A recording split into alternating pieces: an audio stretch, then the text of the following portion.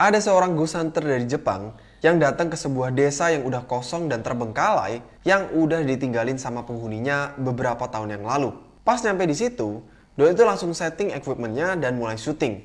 Tapi pas Doi masuk ke salah satu rumah kosong, tiba-tiba Doi ngeliat kejadian ini di depan rumah. ほらほらほらマジ来てる影が来てる影がいっぱい影おる多分一人じゃないマジ囲まれてるこれどうなのちょっと待って静かにちょ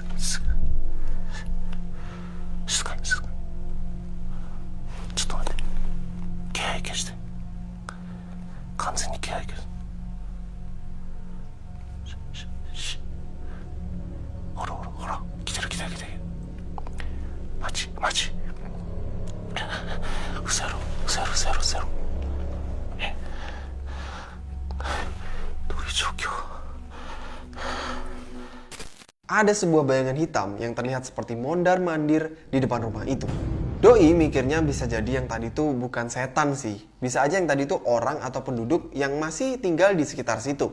Atau kemungkinan terburuknya bisa jadi yang tadi itu cuman gelandangan atau homeless person yang kebetulan tinggal di sekitar situ.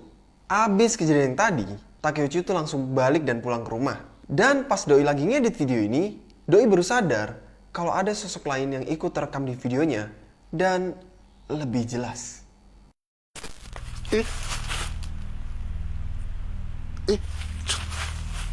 ちょっと待っていやちょっと待って足音めっちゃ聞こえるって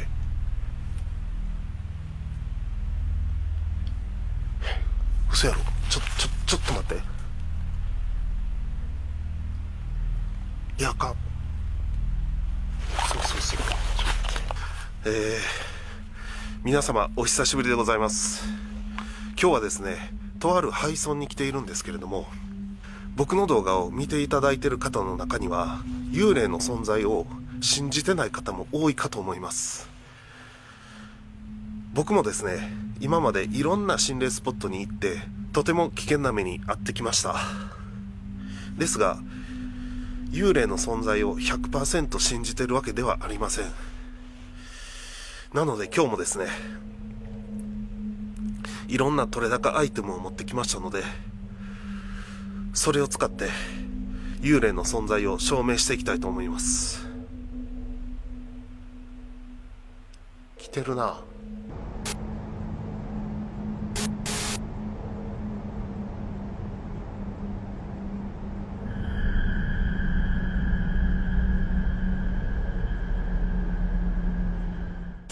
Ada sebuah bayangan hitam yang tiba-tiba berjalan keluar dari pintu masuk rumah itu ke arah belakang Takeuchi. Doi sama sekali nggak sadar sama kehadiran sosok yang tadi. Dan otomatis ya abis nonton video ini Doi jadi ketakutan setengah mati karena takutnya sosok berwarna hitam yang tadi itu bisa aja nempel ke Doi atau ngikutin Doi pulang ke rumahnya. Dan Doi jadi mikir bisa jadi sosok yang pertama tadi yang berkali-kali nutupin cahaya lampunya mungkin aja sosok yang sama.